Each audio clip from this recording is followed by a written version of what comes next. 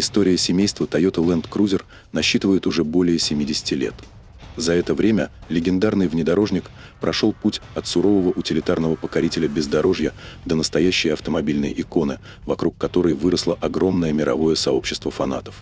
Для одних Land Cruiser – это эталон надежности, проверенный временем и тысячами километров, для других – символ статуса. А кто-то ценит его за то самое чувство свободы, когда асфальт заканчивается, а приключение только начинается. В октябре прошлого года Toyota официально представила новый Toyota Land Cruiser FJ. Практически сразу новинку окрестили младшим братом Prado. Все из-за схожего угловатого силуэта, характерных пропорций и ярко выраженного внедорожного характера. Но на деле Land Cruiser FJ создавался не просто как очередное пополнение линейки, а как своеобразное возвращение к корням легендарной серии. Даже само название здесь говорит о многом.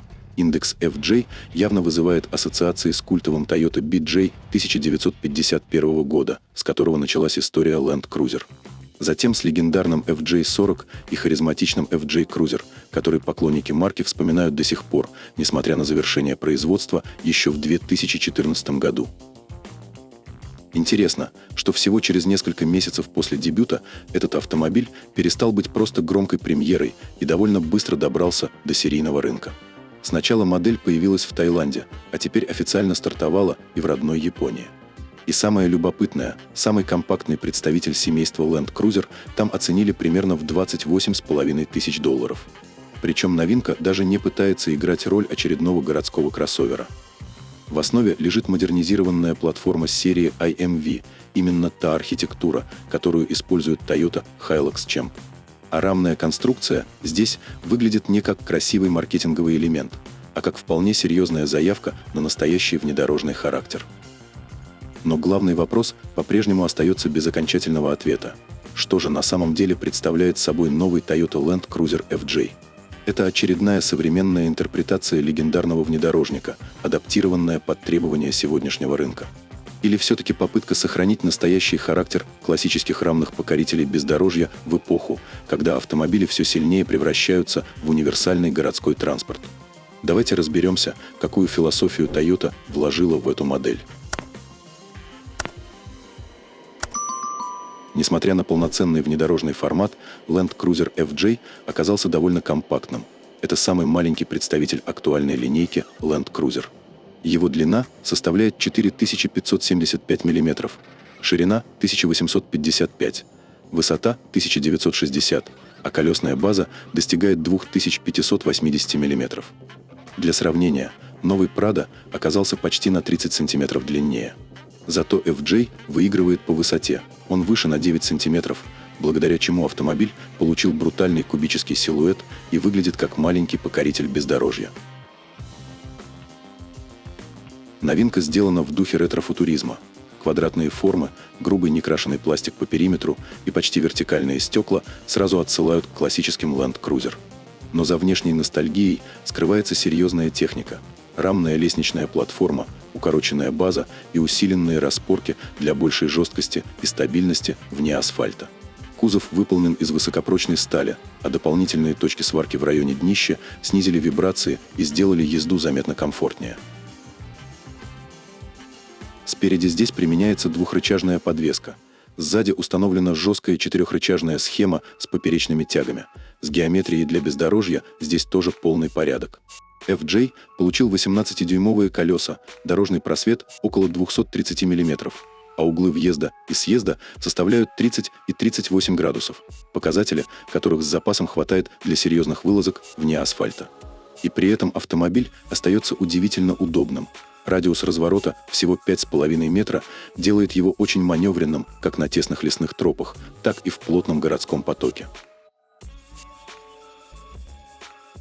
Land Cruiser FJ будет доступен всего с одним силовым агрегатом, без альтернативных версий. Под капотом установлен проверенный атмосферный бензиновый мотор объемом 2,7 литра, хорошо знакомый по другим моделям Toyota. Он развивает 161 лошадиную силу и 246 ньютон-метра крутящего момента. В паре с двигателем работает шестиступенчатая автоматическая коробка передач и фирменная система полного привода. При этом заявленный расход топлива держится на уровне 8,7 литра на 100 километров. Уже в базовой версии FJ получает все необходимое для уверенного движения вне асфальта, блокировку заднего дифференциала и систему помощи при спуске с уклонов. В арсенале также есть удобная функция старта со второй передачи, которая активируется одним нажатием кнопки. Она специально разработана для условий с низким сцеплением, чтобы предотвратить пробуксовку колес на снегу, льду или песке. За счет снижения крутящего момента на старте по сравнению с обычным троганием с первой передачи, автомобиль начинает движение мягче, стабильнее и значительно более предсказуемо.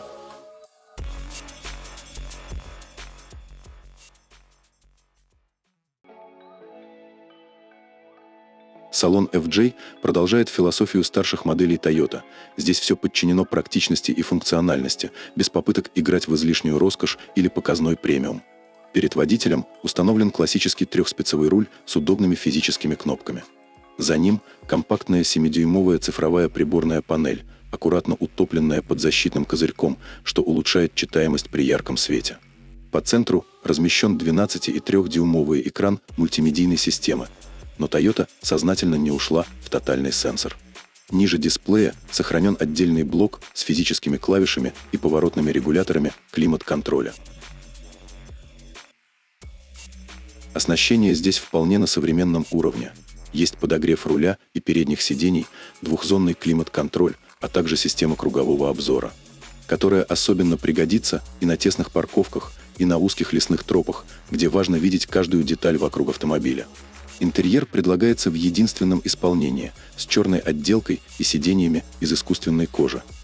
Да, пластика здесь действительно много, но это выглядит не минусом, а скорее осознанным решением.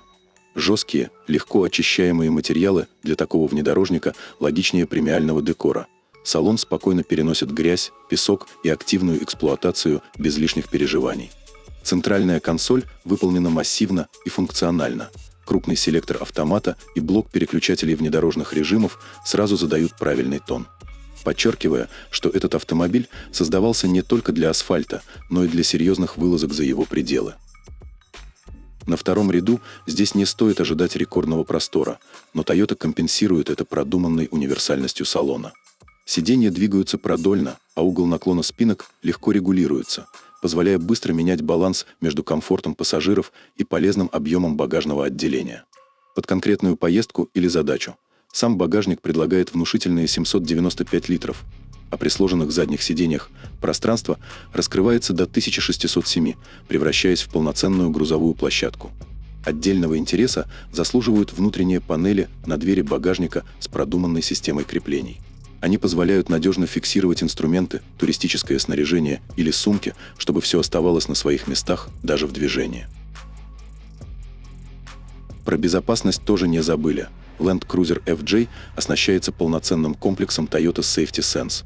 В него входит адаптивный круиз-контроль, система удержания в полосе, автоматическое предотвращение столкновений с функцией экстренного торможения, предупреждение о сходе с полосы и целый ряд других электронных ассистентов, которые заметно повышают уверенность за рулем. Производство модели налажено в Таиланде, именно там она изначально и дебютировала на рынке. А в Японии продажи стартовали совсем недавно, 14 мая, с базовой ценой от $28 500. Для сравнения, Land Cruiser 70 на внутреннем рынке оценивается примерно от $30 000, а Land Cruiser Prado 250 стартует уже почти с 36 500. На этом фоне новый FJ фактически занимает роль самого доступного входа в семейство Land Cruiser, своего рода пороговый билет в легендарную линейку. Что касается географии продаж, она изначально заявлена довольно широкой. Южная Африка, Ближний Восток, Юго-Восточная Азия, Латинская Америка и Индия. Однако здесь и кроется главное разочарование для многих поклонников. Европа и Северная Америка в список рынков не вошли. Причины вполне понятны. В Европе слишком жесткие экологические требования, а в США высокие импортные пошлины, которые делают вывод модели туда экономически нецелесообразным. Благодарим, что посмотрели это видео до конца. Не забывайте подписываться на канал, ставить лайк и делиться своими комментариями. Ваша поддержка для нас бесценна. Желаем вам отличного дня и безопасных дорог. До новых встреч на канале.